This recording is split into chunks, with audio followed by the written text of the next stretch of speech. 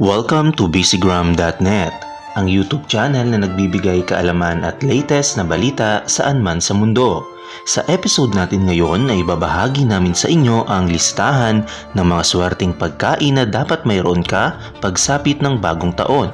Palapit na nga ang papasok na panibagong simula ng taon at marami sa ating mga Pinoy ang naniniwala sa mga pampaswerte na dapat mayroon ka sa bahay sa tuwing papasok ang New Year.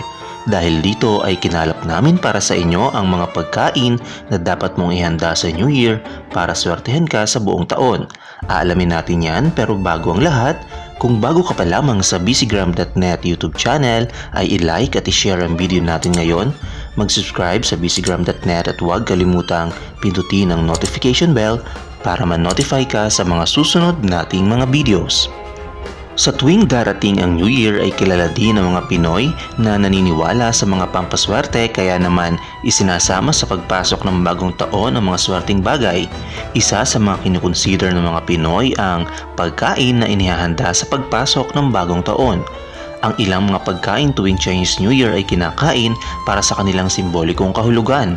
Naghahain ng mga swerteng pagkain tuwing 16-day festival season, lalo na sa dinner ng bisperas ng bagong taon, na pinaniniwalaang magdadala ng swerte sa darating na taon.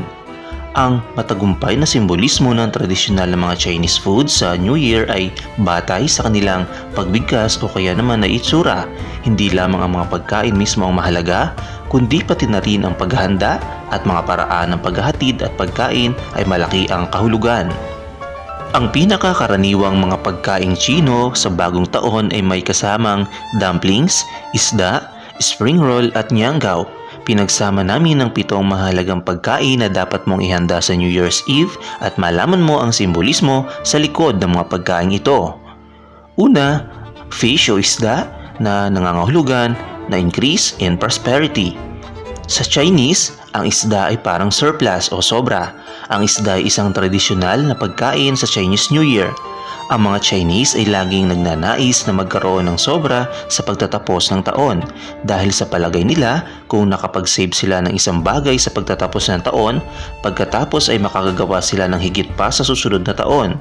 Ang steamed fish ay isa sa pinakatanyag ng mga recipe ng Chinese New Year. Anong isda ang dapat mabili para sa hapunan ng bagong taon ay batay sa matagumpay na hoponics. Ayon sa Lucky Chinese, ang paraan kung paano kinakain ang isda sa New Year ay malaki ang kinalaman sa swerte. Ang isda ay dapat na ang huling ulam na natitira sa mga leftover na pagkain, dahil mayroon itong matagumpay na homoponics para sa mga sobra sa bawat taon. Isinasagawa ito sa hilaga ng Yangtze River, ngunit sa ibang mga lugar, ang ulo at buntot ng isda ay hindi dapat kainin hanggang sa pagsisimula ng taon, na nagpapahiwatig ng pag-asa na ang taon ay magsisimula at magtatapos sa labis.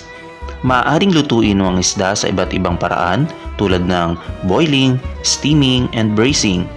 Ang pinakatanyag na luto sa isda para sa Chinese ay may kasamang steamed weaver, may isda na Westlake na adobo na repolyo at sili, steamed fish in vinegar sauce, at pinakuluang isda na may maanghang na sabaw.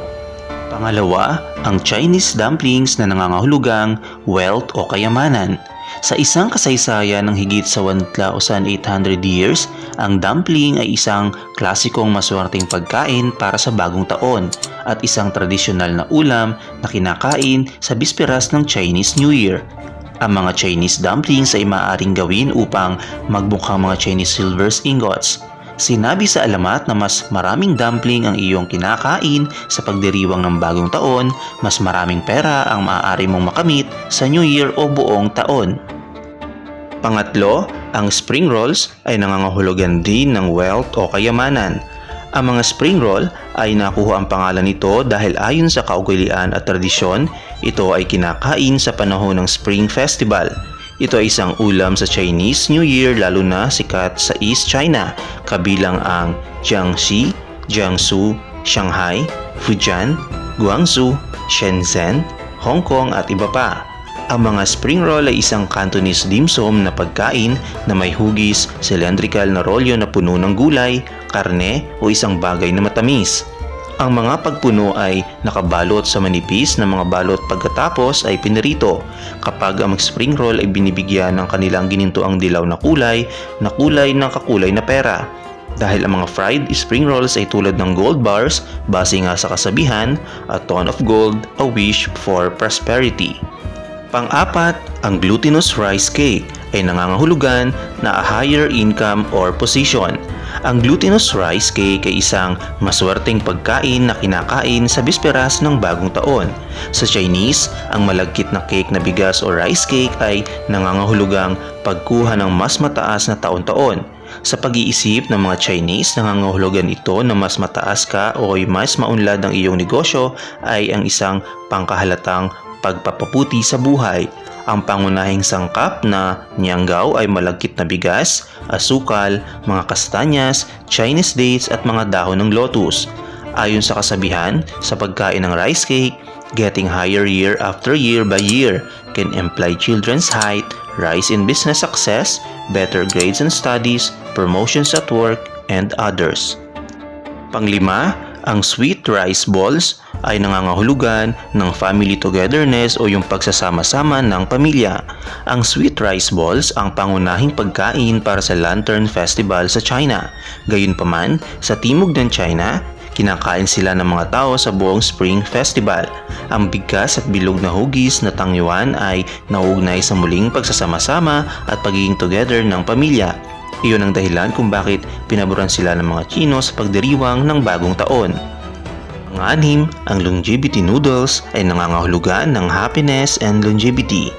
Longevity noodles ay hindi nakakagulat na sumisimbolo ng isang hinahangad para sa mahabang buhay.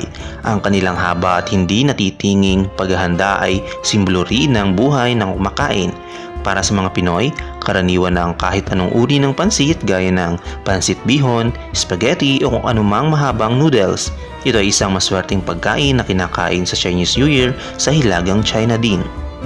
At pangpito, ang good fortune fruit, nangangahulugan ng fullness and wealth. Ang ilang mga prutas ay kinakain sa panahon ng bagong taon tulad ng mga tangerine at dalandan at pumelos. Napili sila dahil partikular silang bilog at gininto ang kulay na sumasagisag sa kabuuan at kayamanan, ngunit mas malinaw para sa maswerteng tunog na dinadala nila kapag sinasalita. Ang pagkain sa bagong taon ng mga prutas na ito, gaya ng tangerine at dalandan, ay pinaniniwalaang magdadala ng swerte at kapalaran, sanhi ng kanilang pagbigkas at maging ang pagsusulat.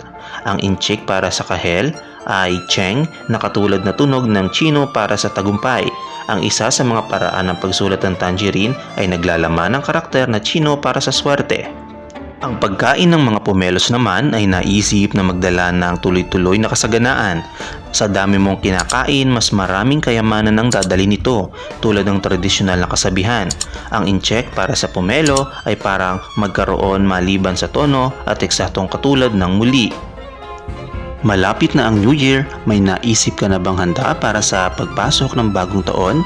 I-comment mo lang inyong opinion at huwag kalimutang i-like at i-share ang video natin ngayon, pindutin ang subscribe button at notification bell para ma-notify ka sa mga susunod nating mga videos.